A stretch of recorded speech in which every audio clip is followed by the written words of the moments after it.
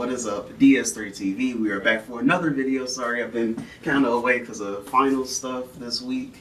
And, yeah, so let's get back into it, into the groove of things, and watch some Oversimplified World War II, because I actually lost this video from my last channel. Yeah, so I don't really remember it, so it's kind of like I'm reacting to it the first time, like for the first time again. So, yeah, let's do it, and let's get into it and play. Possible by Skillshare. Churchill was a man with many talents. He was an artist, a butterfly enthusiast, and he had an unpublished manuscript about aliens. Clearly he was a man with an insatiable thirst for knowledge. Maybe he could have loaded up his computer and logged onto Skillshare, an online learning community with more than 19,000 classes in design, business, technology, and more. Perhaps he was considering a side career in fashion, but didn't know where to start. On Skillshare, he would find courses in fashion design and garment construction. Or if he wanted to learn app design, improve his photography, or just how to make a really good quesadilla, he would have found courses for all of these and more on Skillshare. Skillshare gives you access to high quality, and if you'd like to try it out first, then I've got a deal just for Oversimplified viewers. The first 1,000 people to use this link, which can be found in the description, will get their first 2 months of Skillshare for just 99 cents. Be sure to try it out using the link in the description and learn something new today. Now, without further ado. It's 1902. A young man by the name of Benito Mussolini moves from Italy to Switzerland to avoid military service. He gets big into socialism, working for trade unions, writing for socialist newspapers, advocating a violent overthrow of European monarchies, the whole shebang. This gets him in a bit of trouble with the Swiss police, so he gets arrested, sent back to Italy, set free, returns to Switzerland, is arrested again, goes back to Italy again, completes his military service after previously avoiding it, and then after a brief stint as an elementary school teacher, he finally returns to work as an avid socialist. His speeches and journalistic abilities made him famous among Italian socialists. He was anti-war, so when Italy colonized Libya in 1910, he rioted and got arrested. Then World War I came along, and once again he protested Italy's involvement. But then he thought, wait a minute, this war could bring about the social climate needed to overthrow European monarchies and bring about the socialist revolution everywhere. And suddenly he was pro-war, but his fellow socialists didn't like his new pro-war stance, so they kicked him out of the party. So then he said, you know what? I'm done with socialism. We need something new, not based on class divisions tearing us apart, but based on unity through nationality. We'll conquer the Mediterranean and reunite all Italian peoples just like the days of the Roman Empire. I'll call it fascismo, and it will guide the Italian nation to greatness. That's all well and good, Mr. Mussolini, but what kind of haircut am I giving you? Let's go with... bold.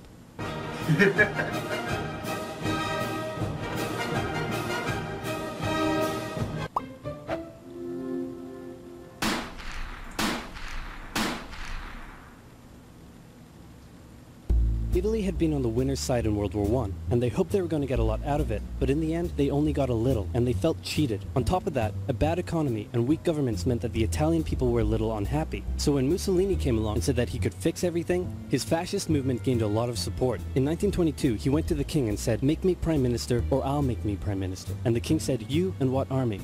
This army. Fair enough. Then he went about establishing a dictatorship with himself at its center. Europe had its first fascist dictator. Next up, Germany. Germany had been on the loser's side, and they got absolutely wrecked by the Treaty of Versailles. They lost territory, had to demilitarize the Rhineland, had to reduce their army to just 100,000 men, couldn't have an air force, had to... And I remember somebody in the comment section, I think, had said that it wasn't, that the Treaty of Versailles was not that bad for Germany as everybody says it is. It really was. This was the reason why Hitler was able to get into power. I mean, literally, it made it so that Germany was basically nothing to everyone else. That's how it was trying to that's what the Treaty of Versailles was trying to accomplish. But and not get a military advantage over any of the bigger European powers at the time. To pay the Allies a huge amount of money that it didn't have, and a new rule was established that every Englishman withheld the right to walk into the center of Berlin, pick out any German they wanted, and spank the hell out of them. I made that last one up, but it helps you understand how all of this felt to Germans. Yeah. On top of that, a bad economy and weak governments meant that when a small angry man with a silly mustache came along and said that he could fix everything, the German people loved it. Hitler had been a soldier during World War I, and he was crazy patriotic, and nobody was madder than him about Germany's humiliation. He helped start a new political party, and in 1923 attempted a march on Munich with his boys. And then he got arrested. But his popularity grew and grew, and in 1933... I like how he blurred out the Nazi symbols. The president made him chancellor. He believed he was Germany's great destined savior, and he went full megalomaniac, establishing a dictatorship with himself at its center. Europe had fascist dictator number 2. Hitler and Mussolini had a lot of the same ideas, but more importantly, they had the same enemies, and they started to get along. Anyone else want to be friends? Franco? No? You good? I do. Who's that? It's Japan, and they've taken over northern China. Let's rewind a bit. Japan had isolated itself from the rest of the world for over 200 years until the Americans showed up and said, you're going to trade with us and you're going to like it. Then the Western powers imposed a bunch of unequal treaties, meaning Japan's economy was bust. They also had no natural resources, so they decided to go get some. They went to war with China to gain a sphere of influence over Korea, and they took a bunch of China's stuff. But then the West said, hey, cut that out. And since Japan couldn't take on the West, they said, okay, I guess we'll just go home. Wait a minute, what are you doing? Taking advantage of a weakened China and setting up spheres of influence. But I was the one who weakened them. We know. And you guys didn't let me have anything. We know. That seems unfair. We don't think so. Okay, see ya. So Japan thought, screw this, and went to war with Russia, and stunned everyone by actually winning. Then they fully annexed Korea, but they didn't stop there. In World War I, they took Germany's colonies and islands in Asia. And then in an incident that was maybe staged by the Japanese army, a bomb blew up a Japanese train in Manchuria, giving them an excuse to launch an invasion and take over. So here's the situation. Nazi Germany, Fascist Italy, and Japan all believe they're racially superior, all feel hostility towards the Allies, and all want to militarize and take over more stuff. And so they did. Let's start with Germany. Hitler hated the Treaty of Versailles, and now he was ready to begin undoing it. In complete violation of the treaty, the first Luftwaffe squadrons were set up, conscription was introduced, and he pimped up his army. The Allies did nothing. Then Hitler sent his army back into the demilitarized Rhineland, giving orders to immediately retreat if the Allies showed up. The Allies did nothing. With his military re-strengthened... And I know he's going to talk about this, because I know Oversimplified does talk about, a lot of different stuff in his video, so I know he's probably going to talk about this. But yeah, definitely appeasement was something that allowed him to gain more power in Europe too, and and they didn't stop. I feel like they really did not stop him in time for World War II too, because they could have stopped him before if he would have just broke like the first rule, like making his army bigger and stuff like that, or trying to build his his air force up again. They could have just stopped it right there, and maybe it wouldn't have been a World War II. But and he could now move on to step 2. He wanted to rapidly increase the Aryan population, and to do so, he needed Lebensraum, or in other words, he would have to take over the world. But for now, a good portion of Europe would do, and he began eyeing up his neighbors. The Allies finally started to get worried, so they implemented a fairly useless diplomatic strategy called appeasement, and it went a little something like this. Hitler would say, I want that thing, and the Allies would say, you can't have that thing. Okay, you can have that thing, but no more. I want that thing. Yep. And repeat. In 1938, Hitler's army marched into Austria and just took it, with no resistance. Boom, this is Germany now. Next, he demanded to be given the Sudetenland, an area of Czechoslovakia with many ethnic Germans. The Allies held a meeting with Hitler in Munich and said, look, we're going to give you what... Hang on, this meeting is about my territory. Shouldn't I come to the meeting too? Anyway, we're going to give you what you want. Really? Yeah. Just like that? Yep. What's the catch? Just sign this piece of paper promising you won't invade the rest of Czechoslovakia. I will be chill. Okay. Then Chamberlain returned home victorious, waving his signed piece of paper in the air, declaring crisis to be averted and the continuation of world peace, and we built a statue of Chamberlain in his honor, and every day on the 30th of September we celebrate Chamberlain Day. Hitler's invading the rest of Czechoslovakia. What? He's invading the rest of Czechoslovakia. Oh. You lied to me. What do you expect? I'm Hitler. Not to be outdone, Mussolini also wanted to get in on the action. He thought to himself, isn't there a not yet colonized nation somewhere which is so underdeveloped that the people would be defending themselves against our tanks with literal bows and arrows and wooden spears? Oh, there is? Fantastic. And so he took it. Italy also wanted to control the entrance to the Adriatic Sea, so they occupied Albania.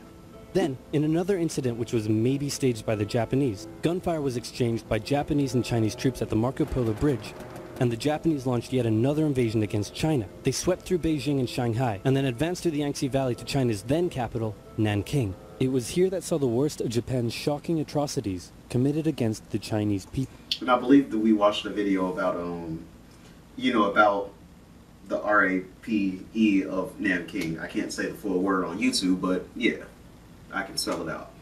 You know what it is. Back in Europe, Germany and Italy made their relationship status official by signing the Pact of Steel. Then, Hitler turned his eyes towards Poland and the hated Polish corridor, splitting Germany in two. At this point, the Allies really had to put their foot down, and they warned him that an invasion of Poland would mean war. Hitler had planned to continue his advance eastward, but he didn't want to end up fighting a war on two fronts. So for now, he made an alliance with Stalin, saying, "How about we both invade Poland and split it between the two of us, and I definitely won't not refrain from not betraying you sometime in the future." Sounds good. This new alliance stunned the West. On the 1st of September 1939, German troops entered Poland, and Britain and France declared war on Germany. The Poles fought hard, but they were no match for the two giants crashing down on them from either side. Then came a period known as the Phony War, where everyone just sort of sat around not doing much. The French had launched a small invasion into the Saarland, but they maintained mostly defensive positions, and after a while decided to just turn around and call it a day. Speaking of France, the French were still super proud of their victory in World War I, and they hadn't really moved on from it. They still used horses, they dispatched messages by motorbike instead of using radio, orders from the commander-in-chief were usually pretty vague, and the troops were rarely inspected. They built a line of defenses along their German border, but didn't bother extending it all the way to the Channel, and they wouldn't launch artillery strikes against Germany out of fear of being retaliated against. In a war, they didn't want to attack the enemy. And at first the UK wasn't much better. Chamberlain still naively hoped that the war could be ended diplomatically. Instead of bombing raids, the RAF dropped propaganda leaflets over German cities, which one air marshal said likely did nothing but provide the continent with toilet paper for the duration of the war. They also only sent 200,000 men to France, while the French had mobilized millions. Both Britain and France wanted to avoid a repeat of the First World War, and so they wanted to keep the war as far from home as possible. So they turned their eyes north, towards Norway. Neutral Sweden was exporting iron ore to Germany through neutral Norway, so the Allies asked them if they could please stop exporting iron ore to Germany, but this request was refused. Then, the Soviet Union attacked Finland, so the Allies said, "How about we land troops in Norway and move them across Sweden to go help out your good pal Finland, and along the way maybe take control of all your airfields." But Norway and Sweden still said no. So the UK mined the waters around Norway to force any transport ships into international waters, and they also attacked a German tanker they found in the area. Hitler realized what the Allies were up to, and he quickly moved to secure his supply of iron ore. He launched an invasion through Denmark into Norway. The Allies rushed to land troops at key ports along the coast, but Germany had taken control of Norway's airfields, and their air superiority decided the fight.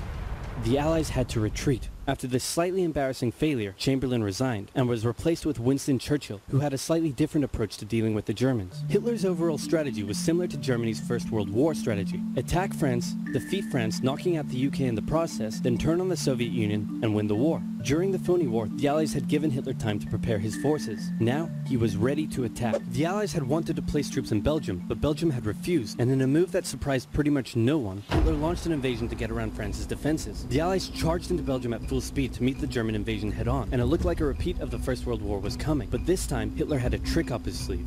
Blitzkrieg. As the Germans advanced, they sent thousands of refugees westward, slowing down the Allies. Then, to the south, the French had left the Ardennes, an area full of hills and forests, pretty underdefended because they thought it was naturally impenetrable. Well, the Germans were about to penetrate it with everything they had. They smashed 50 Wehrmacht divisions through and encircled the Allied armies at lightning speed. The best of the Allied forces were now trapped. The Germans squeezed in from all sides, taking out France's best armies and nearly wiping out the British too, but they managed to make a desperate last-minute escape at Dunkirk, with British civilian ships even making the perilous journey to bring their young men home. With most of the French forces depleted, the Germans breezed through, taking Paris, and France fell. What the Germans couldn't do in World War I, Hitler had done just like that. Hitler hoped that with the fall of France, the UK would also lose hope and sue for peace. But quite annoyingly, it didn't, and he needed to secure the Western Front, so he tried to force them into submission with mind games. The UK were now all alone, and Hitler wanted to emphasize that. First of all, just before France fell, Italy finally declared war on the Allies, making the UK's situation even worse. Next, instead of just occupying all of France, Hitler occupied the coastal areas for defense, but allowed France to continue its existence as a German puppet state. This way, it looked like the UK's old ally had decided to switch sides. Hitler also hoped that the UK wouldn't attack any of her old allies' navy bases or colonies in Africa, giving Hitler an extra line of defense to the south. But the UK made sure to respond to this by sailing down to France's navy base in Algeria and wrecking a bunch of ships. So have at it.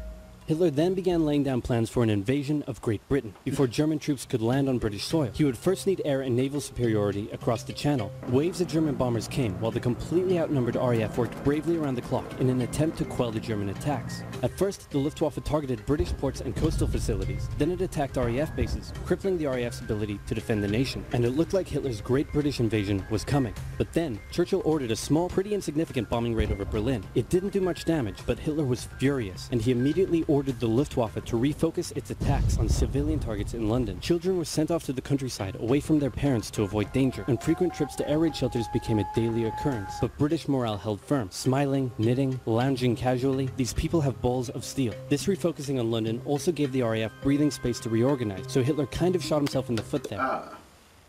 Just the foot for now.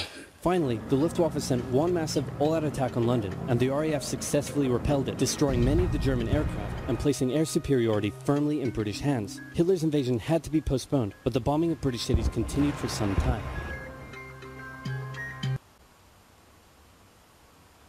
Well, that was a good video.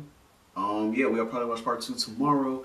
And yeah, talk to you guys in the next video. Subscribe to the channel. I want to get 1,000 subscribers by Valentine's Day. And you can put in the comment section videos that you want me to react to. I will react to them. I know you guys, I know someone put crowd videos in there, and I am going to get to those probably this weekend, because those are like hour long. So yeah, I'm definitely going to get to those this weekend, probably not during the week, but yeah, put videos in the comment section that you want me to react to. And yeah, talk to you guys in the next video, and peace.